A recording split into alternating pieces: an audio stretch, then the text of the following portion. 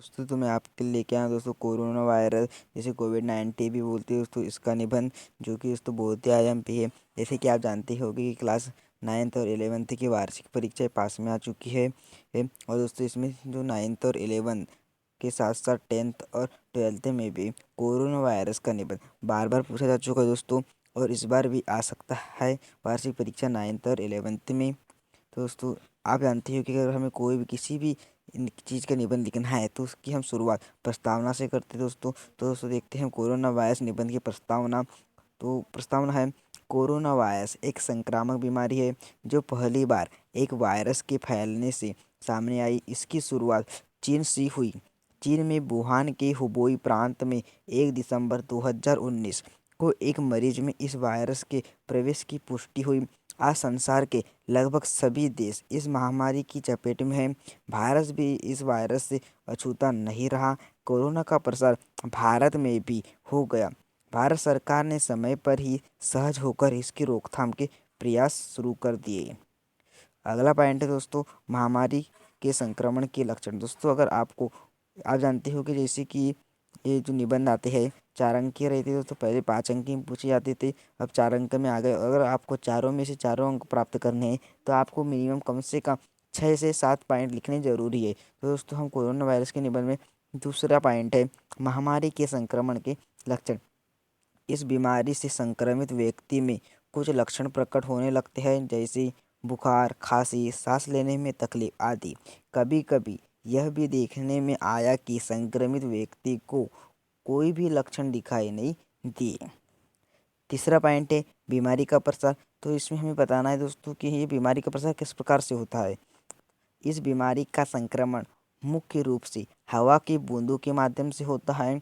संक्रमित व्यक्ति के छींकने, खांसने से बूंदें 2 गज दूर तक जा सकती है और स्वस्थ व्यक्ति इनके संपर्क में आकर बीमार पड़ सकता है। इस तरह इस बीमारी का प्रसार एक व्यक्ति से दूसरे व्यक्ति में होता है। चौथा पॉइंट है बीमारी से बचाव।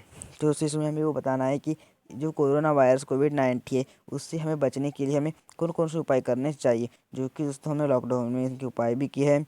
संक्रमण से बचने के लिए कुछ उपाय बताए गए हैं जो बीमारी से बचाव में काफ़ी सहायक हुए हैं। पहला पॉइंट है पहला यानी कि जो बीमारी से बचाव उसमें पहला है साबुन और पानी से समय समय पर हाथ धोए। दूसरा, मुंह नाक को अच्छी तरह ढकते हुए मास्क लगाए। तीसरा, संक्रमण से बचने के लिए बाहर आने तीसरा है संक्रमण से बचने के लिए बाहर आने जाने पर तथा भीड़ वाले स्थान पर जाने से बचें। चौथा है बाहर निकलते समय किसी भी व्यक्ति से 2 गज की दूरी बनाए। पांचवा, व्यक्ति को अपना स्वास्थ्य ठीक रखने के लिए नियमित व्यायाम, योग, आसन तथा घूमने का कम बनाए रखना चाहिए। छठवां, सैनिटाइजर का प्रयोग करना चाहिए। सातवां, इस महामारी से बचाव के लिए टीका, जिसे हम वैक्सीन कहते हैं इंग्लिश में, वैक्सीन लगवाना चाहिए। पांचवा पॉइंट है कोविड-19 का मानव जीवन पर प्रभाव। दोस्तों आप जानते हो कि कोरोना वायरस का हमारे मानव जीवन पर बहुत प्रभाव पड़ा है, तो इसके प्रभाव को हमें लिखना है। कोविड-19 महामारी से आम आदमी भयग्रस्त हो गया है। आर्थिक गतिविधियां रुक जाने से बेरोजगारी बढ़ गई है। लोग आपस में मिलने जुलने में सावधानी बरत रहे हैं। त्योहारों उत्सवों पर रोक लगने से मानव जीवन छिन्न हो गया है। यह देखा गया कि लोगों में चिड़चिड़ापन बढ़ रहा है। लोग इसी प्रकृति प्रकोप मानकर चल रहे हैं, इसलिए प्रकृति के क्रियाकलापों के प्रति लोगों की आस्था बढ़ी है। निष्कर्षतः कहा जा सकता है कि मानव जीवन अस्त व्यस्त हो चुका है। और दोस्तों ये सही बात है कि कोविड-19 के कारण मानव जीवन अस्त व्यस्त हो गया है।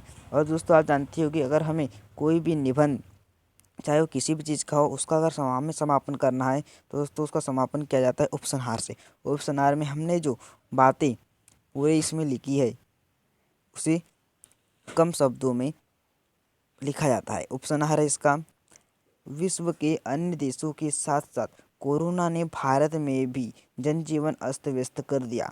सामाजिक दूरी, मास्क आदि ही प्रारंभिक स्तर पर इसके रोकथाम का उपचार है।